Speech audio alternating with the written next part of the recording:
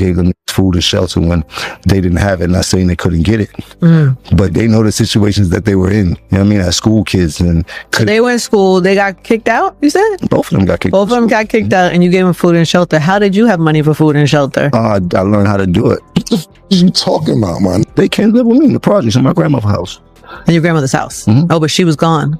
Passed away. So you got the apartment to yourself. They come, but you still got to pay the rent. Yeah, I paid the rent. I paid for the love rent. That was Mase manager. I was a hustler. I always been a hustler. You were in the streets. I know. How much do you credit you being successful to Cam? I credit a lot to Cam, but I also credit a lot to us, because behind closed doors, it was us that put him in that position. You was a fan. You begged us. You are a fan, nigga. A fan. I mean, he was doing music a long time and things like that, but it was a pivotal moment where, before he got signed, them 2 years was very crucial to everything that we did together in his journey of becoming who Cam is. Once again, the streets of Harlem are bustling, and you already know who is at the heart of it. Jim Jones has returned to the news, making outrageous accusations and taking aim at Camron and Mase. Jim Jones gives this story fresh life every time people believe it is finished, demonstrating that Harlem's longest-running soap opera will always be around. However, Jim Jones' remarks this time have supporters gripping their phones, watching interviews again and posing the same urgent queries. Who is speaking the truth? Who actually created Dipset's legacy? Why are these brothers unable to let the past go? If you have been paying attention... Why are we going to Jomo's house? I heard the new shit you did. Yo, you want to come through? Come through. So yeah, I would bring some bitches over there to fuck sometime. Little mate. You was a fan. You begged us. You are a fan, nigga. Pause. So not mad how you got cool with us. Basically, you heard our freestyles. Yo, man, I heard the freestyles. Y'all killing shit. You already know that this feud is about more than simply rap. If you're familiar with Harlem's history since the shiny suit era, it has to do with legacy. Respect is at issue. In a city that never forgets, it's about pride. Additionally, feels like adding fuel to a fire that has been blazing since the late 1990s when Jim Jones begins to speak. Jim Jones claimed that the brotherhood wasn't as flawless as it appeared on film. He claims that when Mase and Camron were having difficulties, he provided them with food and shelter. He says he was the one who offered them a place to stay in his grandmother's apartment after they were expelled from school and left. Jim Jones presents himself as the person who always knew how to earn money, the hustler, and the one who took charge while the others were still figuring things out. He never just hung around, as he put it. He served as the skeleton, ensuring that nobody fell off. However, that's when the paradoxes start to appear, because the narrative changes when you listen to Camron and Mase explain it. Jim Jones was not the savior, they argue. The fan was him. They claim that after hearing their freestyles, he pleaded his way into the circle because he was yearning to be among the most attractive young artists in Harlem. They serve as a reminder that his first position was merely serving as Camron's spokesperson. And therein lies the crux of the dispute. Is Jim Jones reinventing history? Or is he at last addressing the difficult realities that Harlem has always avoided? According to Jim Jones, he and Camron were partners from the start. He claims that Jim Jones was the guardian and Camron was the star, and that they both knew their responsibilities going into the mission. Jim Jones portrays himself as the devoted soldier who kept watch while Camron created the spotlight, explaining, "My job was to make sure nothing happened to that man while he was chasing success." Harlem, however, finds that rendition hilarious once more. They maintained that Mase was the one who actually opened doors for Camron and even taught. Jim Jones had a rap in the first place, that Jim Jones was just the muscle following along, and that his allegiance was one of reliance rather than cooperation. Additionally, it is revealed that Mase taught Jim Jones how to rap.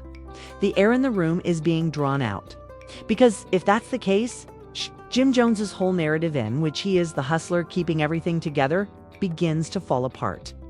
When you needed someone else to teach you the fundamentals, how can you claim to be an architect? Harlem lives on pride, and humility and pride don't mix. Because of this, whenever these topics are brought up, they blow up.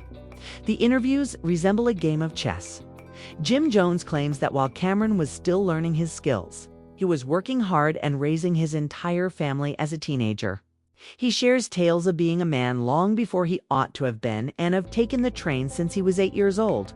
He presents himself as the exception, the survivor, and the person who has always been able to adjust. Furthermore, Jim Jones undoubtedly worked hard. He did make a name for himself in Harlem. The issue, though, is that his portrayal of his part in Dipset completely contradicts what the others recall. The pink fur legend and poet Camron doesn't tolerate it. He is skilled at using words like knives to beat a rival so badly that the entire internet joins in. Additionally, Camron transforms Jim Jones' tirade into a hilarious moment. Instead of laughing with Jim Jones, Harlem laughs with Camron. As he plays the part of the aggressor, Mase, as suave as ever, keeps his composure while making fun of Jim's story. Jim Jones's emotional outbursts are transformed into social media trending punchlines by Cam and Mase. This feud is so complicated because of it.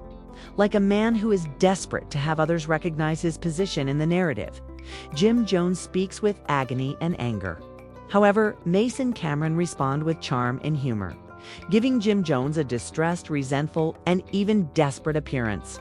Harlem devours it. Fans argue incessantly. Jim Jones is said to be resentful since he never received his flowers. Some claim that he is courageous for speaking up when no one else will.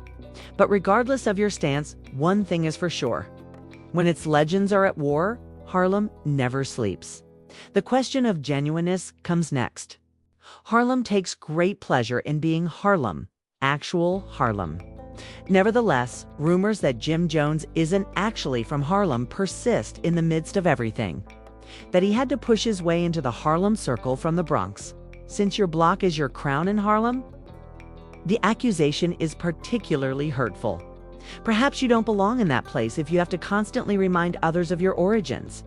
Fans nod in agreement when Camron and Mase make fun of Jim Jones for constantly declaring, "I'm from Harlem," as they believe that true Harlem doesn't need to make an announcement. Let's not misrepresent the facts, though. Jim Jones is not merely an outsider. Since the days of the Children of the Grain, he has been a part of the narrative. Since the teenage years when everyone was trying to get a chance. When Camron was defining his lane, he was present. Then there was live bloodshed. When rap in Harlem was growing into something more than Block's notoriety. He has earned his scars, although it's unclear if they resulted from creating the empire or from witnessing it grow. The tension then erupts at that point. Because Jim Jones was more than just the hype man by the time Balin was released. The star was him. The name of Jim Jones was yelled by the crowd. His voice might be heard in the charts. Additionally, he was facing Camron for once. That change in authority was never simple.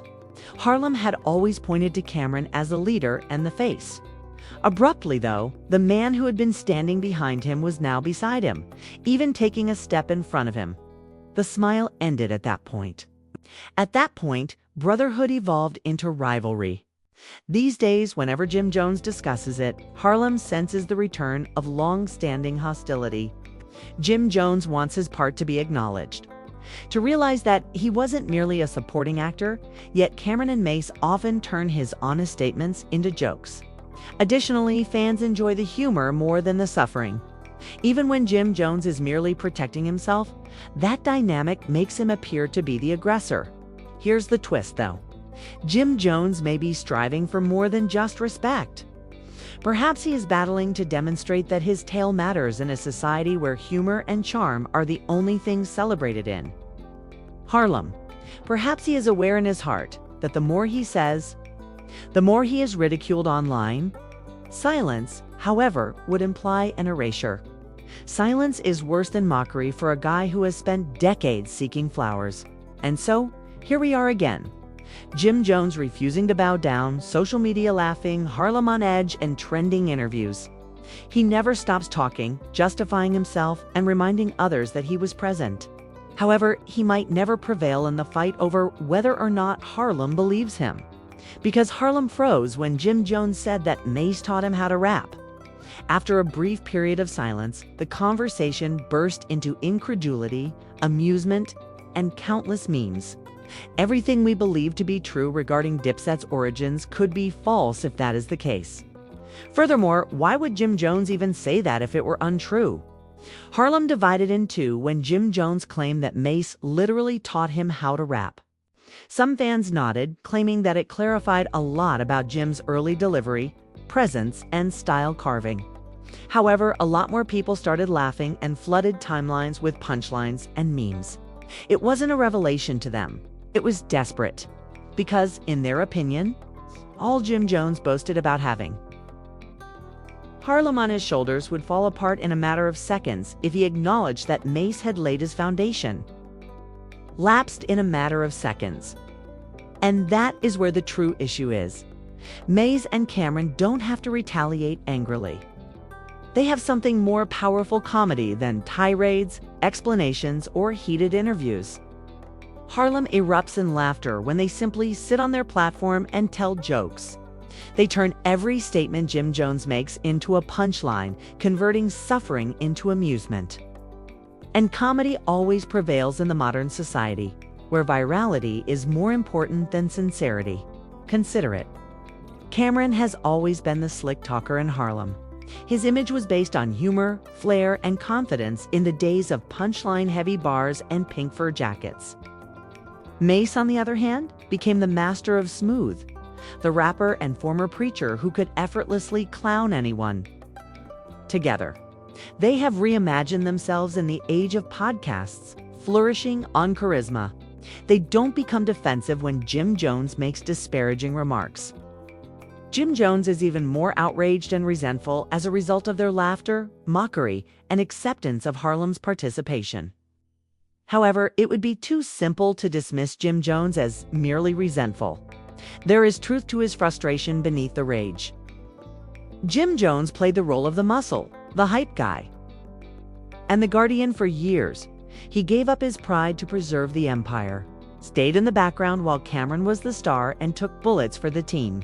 And he believed it would solidify his position for all time when his time with Ballin eventually arrived. But he sensed Camron's jealousy in place of camaraderie. He received chilly shoulders in lieu of flowers. He has never been able to get over that scar, and he reopens that wound in every interview and tirade. However, vulnerability isn't always rewarded in Harlem. You either stand tall or get clowned in Harlem. Thus, Camron and Mase turn it into a roasting session while Jim Jones shares his soul. They remind everyone that the architect wasn't Jim Jones. The latecomer was him. As the fan who pleaded his way into the circle, they make fun of him. They cast doubt on his Harlem credentials by pointing to his Bronx origins. Fans laugh more than they listen when they do it. Social media just makes things worse. TikToks are created from clips of Jim Jones's interviews. He is made fun of in the captions for altering the history of Harlem. His emotive lines became memes thanks to tweets. The jury was divided by YouTube remarks. He was partially referred to as the underdog who was never respected, half referring to him as the resentful uncle who was always bringing up the past during the BBQ. The worst thing for Jim Jones is that Mase and Camron are not even required to respond immediately. Fans are waiting for the clapback they know is coming, so their silence alone turns the crowd against him. However, let's not act as though this is solely about previous interviews. Something greater is beneath it all: pride in Harlem. Competition has always been a strength of Harlem. Rappers from Harlem have always strived to outperform one another, from the Children of the Corn days to the flashy suit era to Dipset's domination. Battles were customary, not only expected. Therefore, even though it makes him appear stressed, Jim Jones is preserving Harlem culture by inciting these feuds rather than merely creating drama. Fans continue to watch because of this. Because there is more to this than three men harboring old grievances. It concerns Harlem specifically. The borough that provided us with pink furs, street fights on Lenox, Apollo nights, and speeches by rappers who later became pastors. Legends of Harlem are performers who never stop on the stage. Harlem won't let the play that Jim Jones, Camron, and Mase are involved in stop. The stakes are too high, the audience is too large, and the background is too extensive. However, the odds are stacked against Jim Jones the more he speaks. Fans always accuse him of trying to stay relevant whenever he brings up the past. People claim he's stuck in the early 2000s whenever he brings up his sacrifices. And Harlem declares Camron and Mase the winners when they turn it into a comedy. That is the agonizing irony. Jim Jones uses fire to battle, but fire burns quickly. Mase and Camron quarrel while laughing because laughter never goes away. This is the twist, though, that nobody wants to acknowledge. Mase and Camron secretly depend on Jim Jones just as much as he does on them. Their platform wouldn't be trending in the same manner if Jim Jones hadn't been involved. They wouldn't have anything new to clown about if it weren't for his outrageous assertions. Although Jim Jones may appear resentful, he is actually the gasoline that keeps their fire going. And Harlem adores it. Whether or not fans acknowledge it, it's the commotion, the back and forth, and the continual reminder that its legends are still alive. Battling and preserving. Harlem are what the city depends on to survive. Words were never the only thing separating Camron and Jim Jones. Ego was the cause. Jim Jones changed his position from behind Camron to in front of him at that precise moment. Balin made the hype man into the star at that precise moment. And there was no turning back once the switch was made. Jim Jones couldn't accept remaining in the background, and Camron couldn't accept sharing the throne. The tension is still there. It has only grown older and is becoming heavier every year. Harlem now observes as if it were a sport. Will Jim Jones, the underdog who never received his roses, ultimately gain sympathy? Or will he always be the guy that his own brothers make fun of, battling unrealized ghosts from a past that the internet won't believe? In actuality, Harlem ultimately prevails regardless, so it might not even matter. The legacy endures. The names remain current. The city remains at the forefront of hip-hop discourse due to the drama. However, one question remains unanswered. How much longer can Jim Jones continue this until it completely backfires? When will fans stop discussing him and begin to write him off? They turn it into comic gold each time he pulls Mase and Camron. Harlem chuckles whenever he lets out his anguish. Additionally, Harlem's credibility ebbs and flows with each chuckle. The sadness of it all lies in that there's more to Jim Jones than just a vacation. He's stuck, caught between the fact that his competitors control the punchline and his need to share his experience. Caught between being the clown who can't stop yelling and the underdog who needs attention. Stuck in a never-ending Harlem soap drama as Harlem itself won't shut up.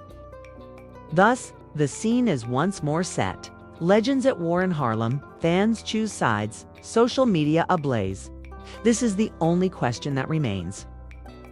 Will Camron finally retaliate with bars that permanently bury Jim Jones? Or is Jim Jones going to change the course of events in a way that nobody anticipated? The next move could determine who will hold the title permanently, and Harlem's pride is at stake. Who is the permanent occupant of the crown?